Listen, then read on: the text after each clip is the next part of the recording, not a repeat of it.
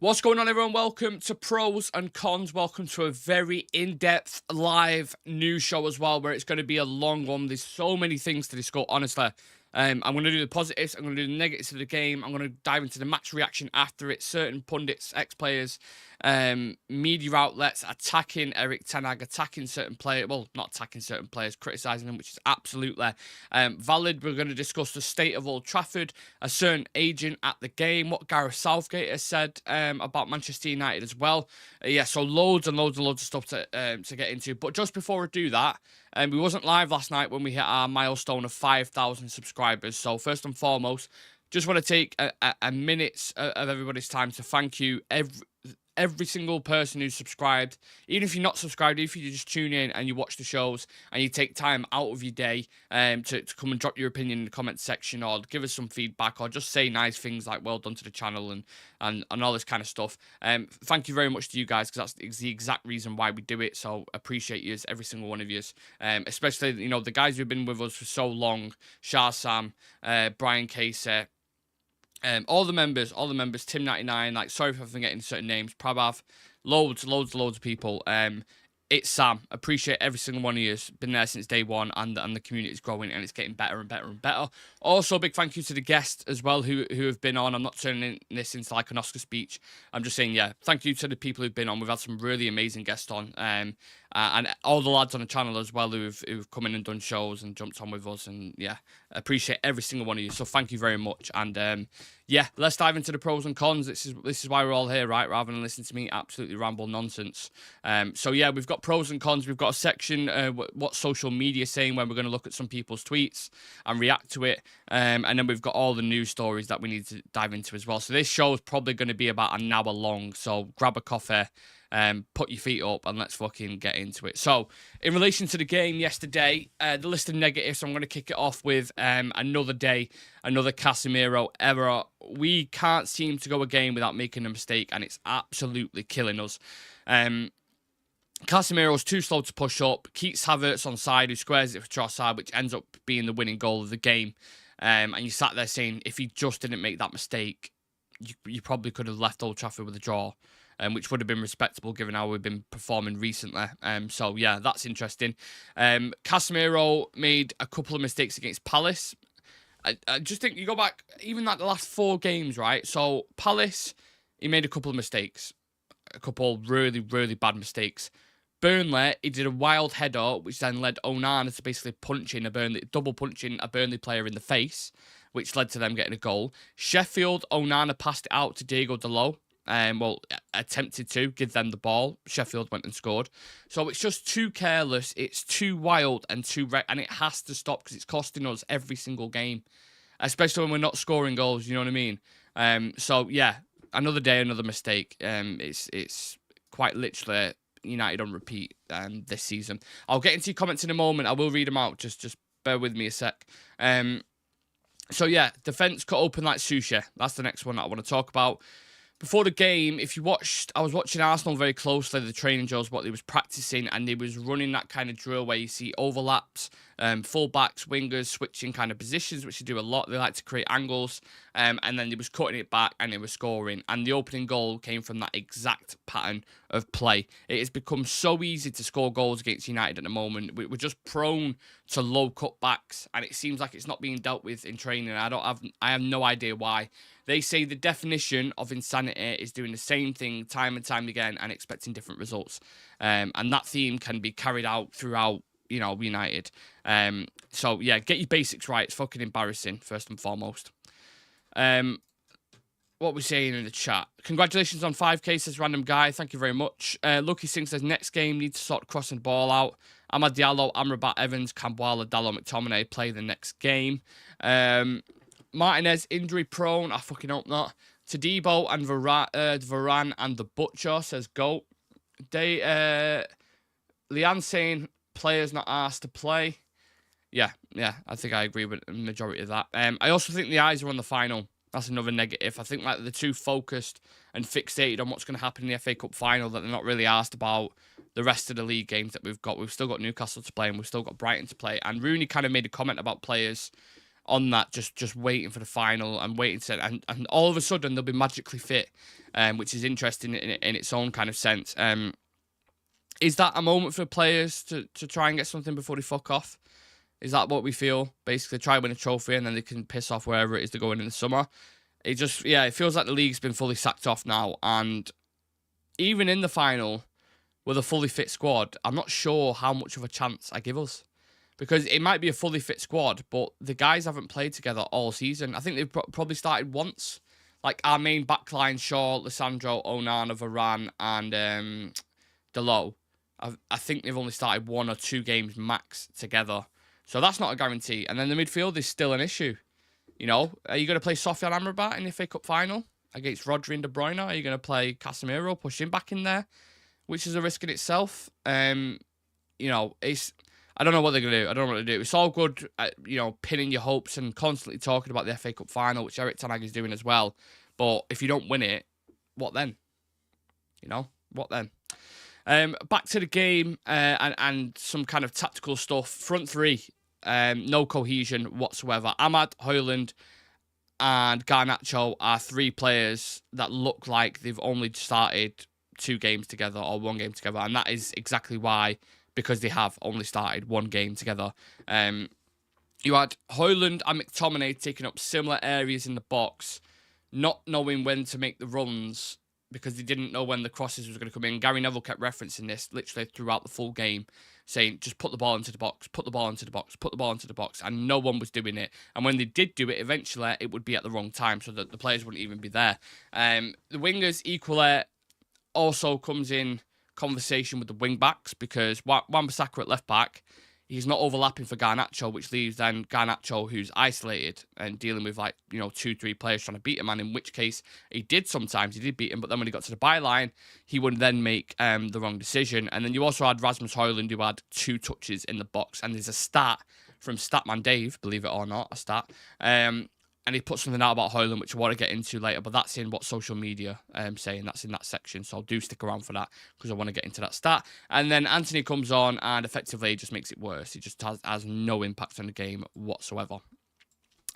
Next, negative. Garnacho, extremely wasteful. I don't want to be too harsh, because he's played a lot of games. He's only 19 years old, but the past 5-6 games, he has been awful in front of goal.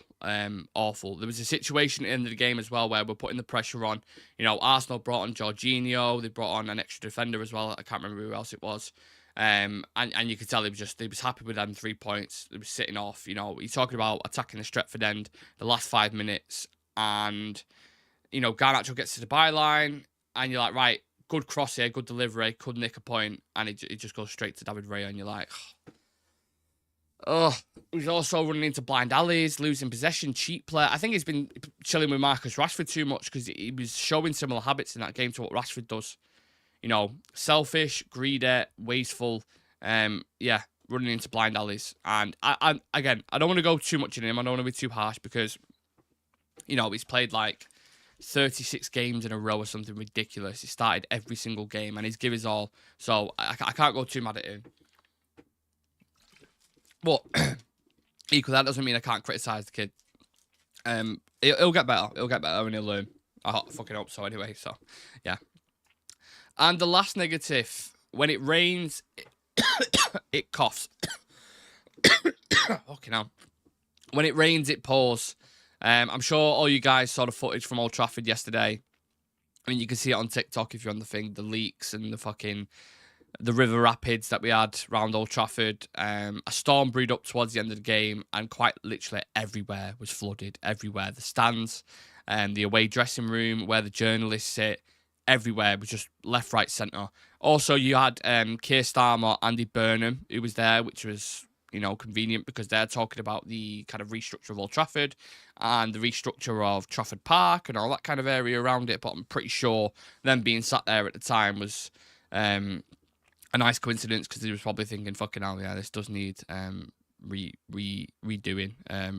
Revenerating, what's the word I'm looking for? It just needs doing up, doesn't it? Let's just face it. You can also kind of mirror this to United season as well. There's so many convenient cliches that you can get into. The miserable end to the season with the miserable weather. And I know Manchester rains, but fuck me. Even I've lived in Manchester all my life, and you rarely see that kind of rain. It was absolutely ridiculous. Renovated. Ewan, what a legend. Renovated. Thank you very much. I was getting stuck on that bit. Yeah, thank you very much. Anyway, Ali Umer says Rasmus and Garnacho shouldn't be starting next season. We need to bed them into the team just the way Pep did with Foden. Well, it's about the right environment, innit? Of course, it's about the right environment and getting the right players in. Okay, we'll move on to the positives then. People might say, have you got positives when you got beat off Arsenal 1-0? But we've got a couple. Amrabat stepped up for sure. For a man who knows he's going back in the summer, he showed more belief and effort than anyone on the pitch, which is worrying. Very, very worrying. He was solid in and out of possession, playing as a 6, offered protection. I'm glad he started over Eriksen because that was an initial concern coming from a lot of us before the game. And when we did the preview, we were saying we need more steel. We need someone who's a bit more robust, strength in the midfield, someone who's going to sit and split the centre-backs, and that's exactly what he did. And it kind of makes you question as well why he hasn't started more. I know sometimes when he's come onto the pitch, he hasn't looked amazing. He looked a little bit slow and couldn't kind of adapt with the pace. And also at the same time, Arsenal didn't really have any pace on the counter, let's say, until he brought on Martinelli. So in that sense, maybe he had less to deal with. You know, we weren't coming up against, I don't know, a Haaland or a Jackson or someone like that. But he had a good game. And if you look at his stats, 100% dribbles completed, 89% pass accuracy, 63 passes completed, 17 out of 21 final third passes completed, which was the most on the pitch, 4 tackles, 1 interception, 1 key pass, and 1 shot.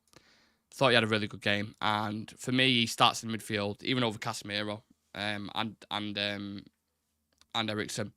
Amrabat got embarrassed heavily by who? He chucked Saka to the floor. You haven't got a clue about football, lad.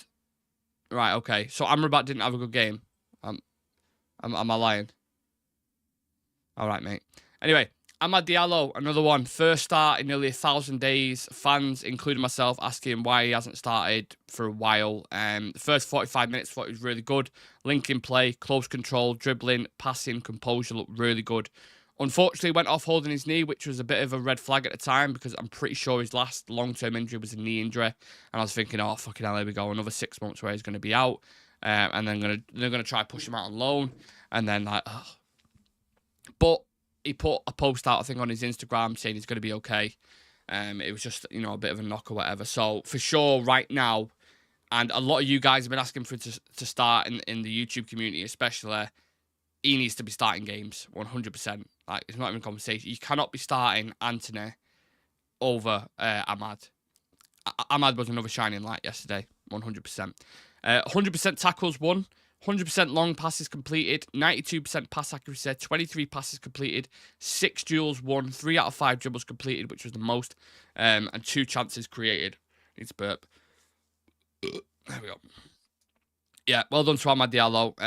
I mean, he deserved to start fucking months ago, but it's for whatever reason he's just not been playing him.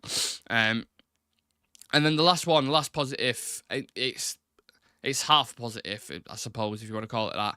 The system changed, and I know we're clutching at straws here, but the tactical change looked relatively good until I saw what Casemiro decided to do with that fucking stupid offside decision. We saw a much more composed, structured, patient approach from United, kept possession for long spells, which was nice as well. Really lacked threat, though, at the top end, and we could have grabbed the draw if the forwards were on it, I thought, in my opinion. It was a little bit toothless, I would say. So it's not an amazing setup, but for the way we've been playing this season, you look at the Crystal Palace game, it's nice to see a change, I suppose. And I'm just going to leave it at that because I can't go any further. I can't start saying it's amazing and we should always play like that.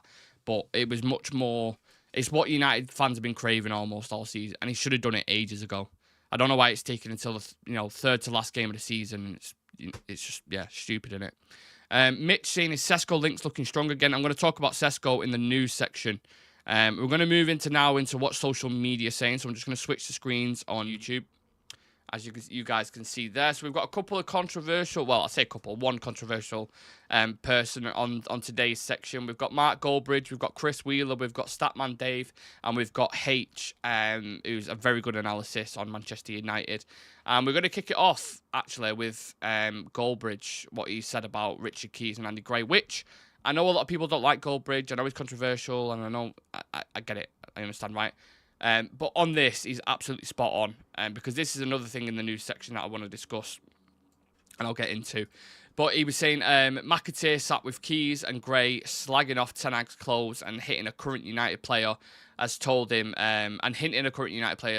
sorry, Southgate is the next coach, and they wonder why no one listens to mainstream punditry. Total shite. Now, this is interesting because they were slagging him off basically after the game, and it weren't, like he says, it weren't for the way we set up or the certain individual decisions that he made or tactics or comments. Nothing worth listening to, basically. They was all laughing at him because he had a brown suit on, right? They was talking about his brown suit, and apparently that it doesn't show his stature as a manager, and he doesn't bring any seriousness, and you have to project an image, and his suit is bland and uninspiring and flat and colourless like him. And I just thought, you know what? For someone who's got a platform like that, when you choose to insult rather than critique, tells you everything you need to know as them people. They got sacked from Sky Sports for a reason, by the way.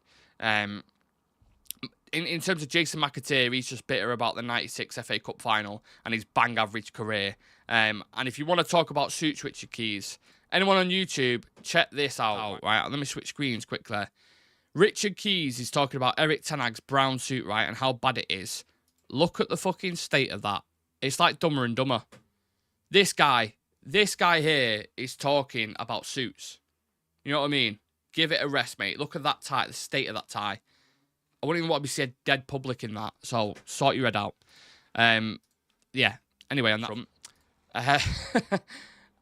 But I just thought, yeah, it's just like, why out there just fucking insulting him? It's embarrassing, you know what I mean? You also had Jason McAteer as well, claiming that he'd spoken to a United player about the next manager. He said, I had a conversation with him on Friday. I bumped into him because I just live outside the area. We had a conversation, great lad. I asked him about the end of the season and what his thoughts are. He gave me no inclination that the manager was there to stay. In fact, we spoke about different names and who he thought would be a good fit. Gareth Southgate was the name being mentioned. Footballers have an inclination when the manager's job is on the line, and they obviously know, and I just got the feeling that it's done. Probably absolute nonsense.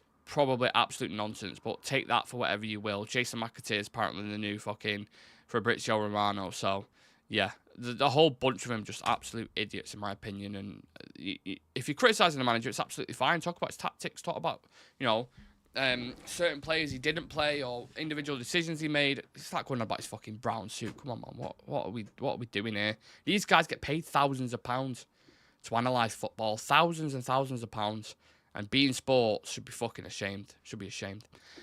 Chris Wheeler put United say 41 millimetres or 1.6 inches of rain fell in the 2 hours after the final whistle today. Last May, a total of 29 millimetres fell out of Old Trafford in the whole month. So, yeah, quite a significant pour down, which led to leaks. And, I'm already gone in that in depth, to be fair. But, yeah, Chris Wheeler, the weatherman there for you. H from Twitter saying we've actually been all right. Nice build-up. Play outside of Casemiro, who seems to want to play it long every time he touches it. Decent structure on and off the ball. We're just being too lazy in the final third. Shot selection, decision-making, runners, etc. We're also crossing the ball nowhere near as much as we should be doing with 6'3" and 6'4" bodies in the box at times. Ahmad, Amrabat, Dalot have been bright, good stuff, which kind of mirrors my analysis as well. Great minds think alike. But, yeah, I agree with that. I thought it was a much better performance, even though we didn't win. But, yeah. Doesn't take a genius to know Ten Hag is gone, though. Well, you don't know that. So, where does Seskos play? He's a striker. What we're saying in YouTube. Dan Errington saying I'd sooner see Eriksen leave than Amrabat. Maybe see if they can get another season loan for him. I doubt Fiorentina would do that. Ali Yuma says Amrabat was good yesterday. It's concerning why Ten Hag hasn't started him more considering all the injuries. Ten Hag clearly has his favourites. His favouritism's cost us this season. Ahmad is a 10 times better player than Antony. I agree with you. Saliva and Gabriel are also mountains. Scott Kirk saying Saliva and Gabriel are also mountains. Saliba was good. He had a situation yesterday, didn't he, where he 1v1 with Garnacho and just, showed his class. And that's exactly what United need. Them kind of defenders who are comfortable defending 1v1 so you can push high up the pitch, keep that high line, and if you do get caught, You know, you've got your Van der Vens, your Van Dijks. I know Van der Ven had that terrible game against whoever it was, slipping and shit. But, you know, typically 1v1, the really, really good Konate, Van Dijk, whoever it is you want to discuss. We need defenders like that, for sure. Statman Dave put something out saying, Manchester United have created Rasmus Højlund 5 chances in the last 8 Premier League games. Arsenal, Palace, Burnley, Sheffield, Bournemouth, Liverpool, Chelsea, Brentford. 5 chances in the last 8 Premier League games. And people want to slag Rasmus Højlund off like he's, you know, he's not a 20-year-old kid who's come in as the main striker and the only fit striker for all of the season in a poor performing United team who don't provide chances for him. So all these people who want to slag Højlund off and say that he's a flop or whatever, like, come on, man. There's a lot more to it than that. I think there's a player in there. I think he's shown enough in the Champions League what he can do. He's shown, obviously, that period when he got Player of the Month in February, was it? When he was bagging goals left, right, centre. Give him the ball and he'll score. He had an opportunity yesterday, I must say, where he kind of fluffed his lines a little bit on the edge of the box, which could have been interesting if he did score. So, obviously, he needs work. Obviously, he's raw. He's not the final product. He's not an elite striker at the moment, but work with him, bring in another striker, and I think he can be. I think he can be, for sure. But what does everyone else think? Højlund, you happy with him so far? Just, you know, first season embedding in. Yeah, how do we feel about it? Make sure you hit that subscribe button as well, because we are, if I have a look, 5,005 at the moment. So we're pushing towards 10k, and if we could hit that, that would be absolutely amazing. I'm going to dive into the live news show now. So I'm going to kick it off with Rune because he criticised some of the players after the game and some of the comments were really interesting. He said some of those players can play 100% because they're getting a little bit of stick. It's easy for players to stay out and come back towards the FA Cup final and get themselves right for the European Championships. I've seen it myself over the years. The players who have been injured are not filling themselves with any credit at the minute and the manager is taking all the stick for it. I think the players have to really look at themselves because when you've got your manager doing an interview and he's talking about attitude and players' attitude not being right to play for United, that's a massive insult. If I see my manager saying that, then there's no way I just let it ride until the end of the season. And it looks like some of the players are just trying to get there, basically. This is a guy who gets it, man, and will play with one leg. Wayne Rooney, like players like Bruno as well. I'm not comparing the talent, but in terms of mentality and what they do for the club, we need 11 of those kind of fucking players. And I think a lot of the players at the moment are very flaky and very questionable with certain injuries. There's been loads of rumours about players going about, not just from Rune, from people in the media, people you speak to.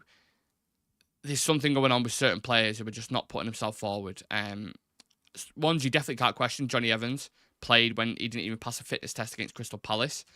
Bruno Fernandes playing with a broken hand. Even Marcus Rashford, you know, has played with a fucked back before. So he's proven he's done it before. I don't really doubt him in that sense. I'm not going to name the players, but I think there were certain... Leacher wanted to play yesterday as well, and the manager wouldn't let him because Paul Merson was like, if I'm a player and I want to play, I'm saying I'm playing. And like, mate, it's not the 90s anymore. Like, there's much more... It's much more nuanced and they should know. Our medical staff don't, but they should know when to bring him back and not to rush him back because we brought Lissandro back before. He got injured again, and then he's out for another 6 months. So that I get being patient with that. Scott saying TalkSport said Rashford was one. Well, it might be this season, but I'm going off what happened under Ole Gunnar Solskjaer. He was playing with a broken back, basically. He had like a small hairline fracture, I think it was, in his back. So I'm just saying there's proof there that he has played with an injury before. That's all I'm saying. But yeah, Rune, a guy who gets it. We need 11 players like that. Even players like McTominay and Maguire who get fucking, you know, shitloads of stick. At least they will play through anything and do anything for the club. You see McTominay's attitude yesterday, the video of Anthony when he gets told he should play at left back and he's doing all this with his hands and he's going like that and like fucking being all dramatic. Like, do your fucking job. Do your job. Do you know what I mean? Like, do you think fucking John O'Shea wanted to play right back, centre mid, like all over the shop? Do you know what I'm saying? I think Ji-sung Park wanted to do the dog work when Ronaldo was just fucking lingering up top. Like, you put in a shift for your fucking team. That's what you do. And McTominay's going up to him going like, what do you mean? Sort your head out. Like, focus. And he's busy fucking mode. You're lucky to get minutes the way you've been playing. Let's be honest.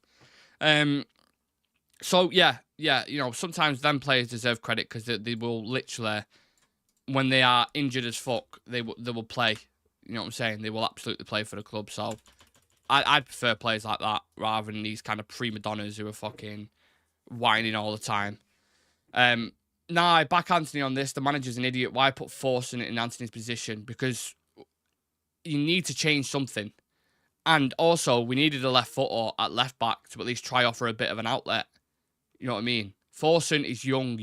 Anthony's a lot more defensively conscious than Forson. That's why he's put him there. So, yeah. Right, should we talk about Seskos then? Big Benjamin Seskos, who I'm a fan of. His agent was at Old Trafford last night. Not sure how much it would lean into him maybe signing for United or whatever you want to talk about, because Arsenal have registered an interest in him. So he literally could have been at Old Trafford just to watch Arsenal. Like, he could have just been there and not watch United. But I think it was probably a combination of the both. I know AC Milan... excuse me. I know AC Milan are willing to pay the release clause and are very interested as well. So that seems like it could happen. Also, there's some slight concerns that he's a very similar profile to Rasmus Højlund. Now, I've watched Seskos before a couple of times for Leipzig and in his earlier days and for Slovenia as well. Or Slovakia, is it? I think one of the international teams, you know what I mean? But I went out on my way last night to actually watch him properly and watch like a lot of footage of him. And from what I saw, he's a lot more silkier than Højlund. They are similar styles, like in terms of the stature, the pace, you know, the kind of running off the ball and stuff. They're similar, but I think Seskos is a bit more silkier. Like his first touch is better. He's both footed. He's a little bit more creative. I don't know. I like Seskos. I really like him. He's not too dissimilar from Rasmus Højlund, but I don't know. Would you rather go for someone more experienced and a different type of striker, or a similar profile but who's older? I'll leave that to you guys. Seskos' agent is the agent of many players. Well, yeah, that's another good point as well, Aiden. Absolutely. So you only watched the highlights? Well, I watched about 30-minute clips on YouTube, so if you call that highlights. But it's not just his goals, it's his link-up play, it's his all-around game. Like, it was clips of all that. I mean, I'm not going to go back and watch a game from fucking Slovenia for 90 minutes, you know what I mean? Bro, tell me about Seskos joining United, because we need a serious striker. I don't mind Højlund. I don't mind. I think people are being too harsh on him. Didn't he have a slight slip disc and was taking painkiller injections before each game? Yep. That's what I'm saying, Dan. What's his release clause? So his release clause, I think, is 45 million. I'm not sure if that's 45 million euro. I think it's 45 million pounds. And his release clause is like 55 million euros or something. We've just actually had some breaking news about Seskos, funny or not, believe it or not. No, we've not. It's a kid from Sunderland. I saw a red and white kit and I thought it was Leipzig. Some fucking young kid from Sunderland. That is crazy. But yeah, I'm a fan of him. I like him. I mean, you go back to the videos I did a year ago, 2 years ago, and I'm talking about Seskos in depth and how much I think we should sign him. But I don't know, maybe they'll go for the kind of alternative option and sign someone, I don't know, on the cheap. You know, someone we haven't heard of before. Someone who's maybe a target man, maybe someone who's a bit more experienced. I thought they might go for someone like, for example, a Taremi, who's, I think, he's just signed for Inter Milan on a free. But just someone who Højlund can learn from. To be fair, we had Cristiano Ronaldo, who would have been the perfect example for him. But obviously, he did an interview with Piers Morgan, and the rest is history. We can buy Seskos easily, 50 million euros. Well, not easily, because there's other clubs in competition for him. And if Arsenal want him, Arsenal are going to go in the negotiation room, and they're going to say, Benjamin and his agent. I forgot his agent's name. Well, let's call him Barry. Benjamin, Barry, imagine. We could offer you Champions League football. We was one win away from winning the title last season. We believe you're the guy to get us across the line. We need a goal scorer. We need a striker. You're going to get plenty of minutes. Do you want to sign for us? That's Arsenal's pitch, right? And you've got a chance of winning trophies as well. Man United go, we finished 8th. Are in the Conference League, which is lower than what you're in now with Leipzig. We'll give you good money, but we are slightly changing our wage structure. We need a striker, but we have got Rasmus. Do you want to sign for us? And then, you know, AC Milan, I think it was, go, Giroud's on his way out. You're going to get loads of game time, chance to compete in the Champions League, chance to compete near the top for a Serie A title. Do you want to join us? So that's what makes it difficult for me. I know Man United have a big pull, but that only works to a certain level, you know what I mean? Especially if the players are driven, who he's trying to sign, and the winners. They want to win trophies, and they want something to believe in. And it's all good saying, like, the NEOS project, but United and Old Trafford is a graveyard for players. It just is. Like, Bruno Fernandes is the only player, really, who's managed to maintain his form. And, again, Neville was touching on this yesterday, and I think he makes a great point. Like, every player who's gone there have just failed almost, or gotten worse significantly. So I would imagine if you're a smart individual and United come in, you would definitely, you'd be like, obviously you consider it's Manchester United, like it's a step up wherever people look at it, from Leipzig.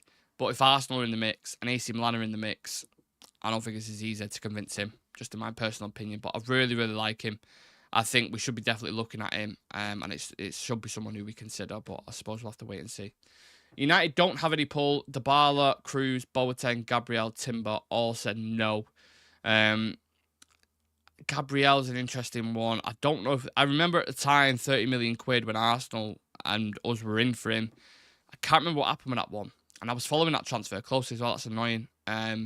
Timber, I don't know. I don't know with Timber as well. Dybala, I mean, Dybala would move now. I'm telling you right now. If he got offered a move to the Premier League from Roma, I think he would move.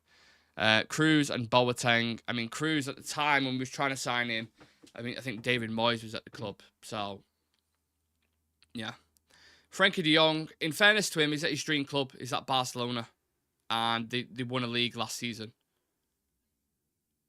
Julian Brandt is quality. Watch him quite a lot. Yeah, in the past couple of games I've seen him, he looks good. I think Jurgen Klopp wanted to sign him, actually, over Mo Salah, which would have been interesting, isn't it, if they went down that path.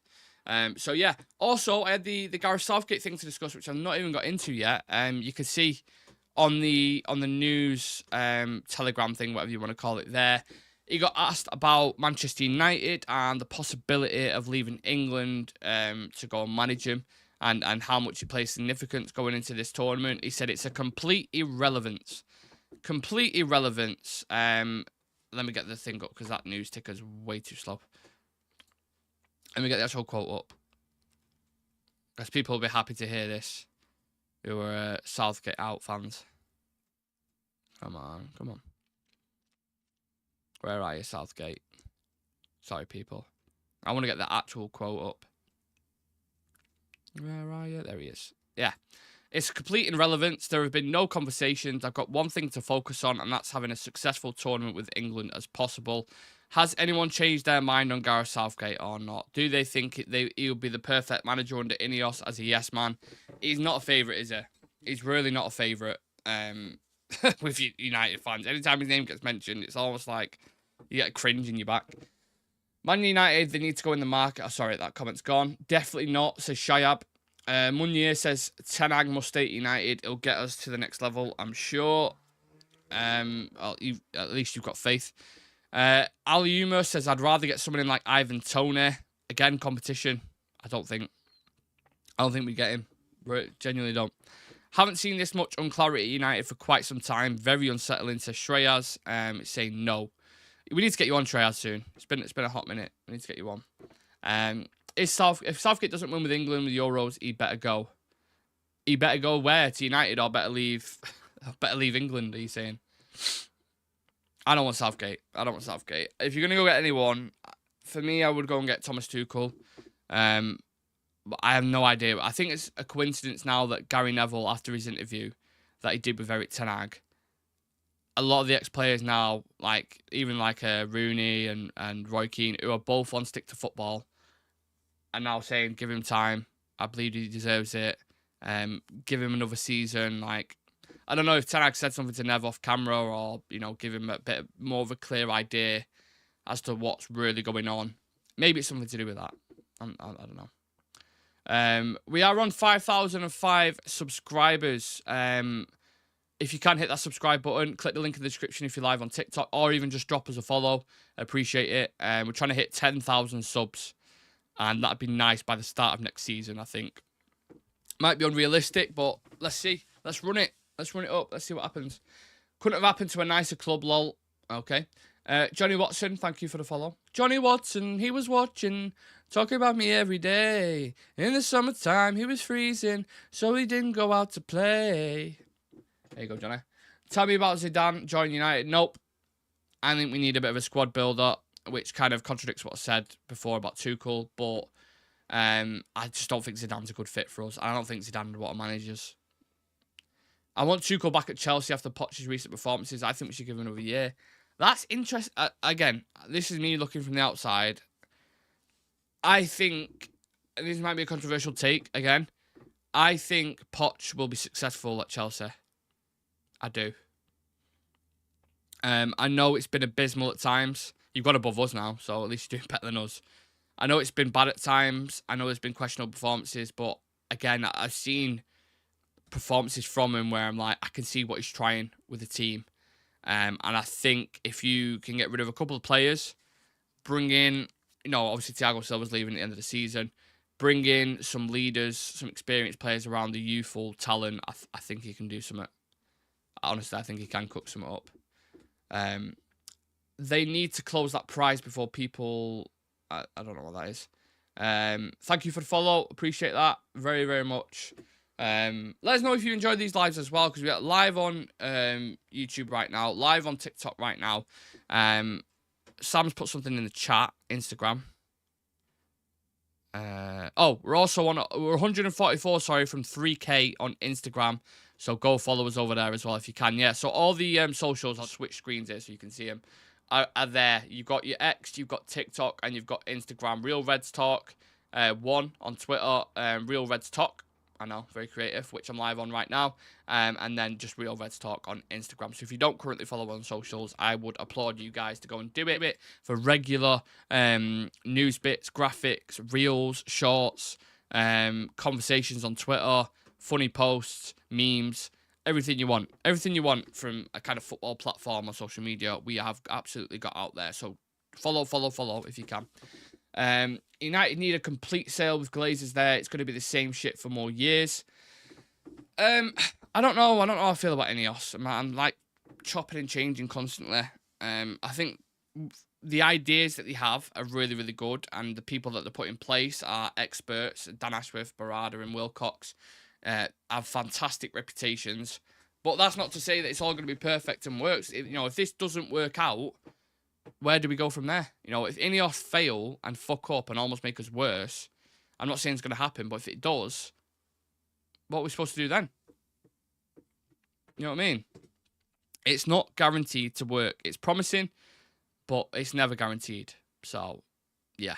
And I shall leave it on that dark note, unless we have any other live bits coming in whilst I'm live right now. Pep's done his press conference, but I'm not going to cover that. Luckhurst have just put something out saying a number of Manchester United players remain unconvinced by Rasmus Højlund are reluctant to pass the ball to him. What a piece of shit he is. Can we just sit here as a collective and agree that Samuel Luckhurst only ever puts negative stuff out about United? He never, ever, ever puts anything positive out. And it's probably one of the reasons why he got banned from the press conference. Luckhurst is a right little weasel, mate. Honestly. You know a squealer? When you just know the guy's a squealer. Like, I think the Joker says it, I know a squealer when I see one. He is a squealer. He is a squealer. Absolute piece of shit, man. Can't stand that guy. After every single game, this guy comes out with negative crap spouting out his ass. Anyway, right, I'll leave it at that. I was leaving it on a bad note. That's even worse note.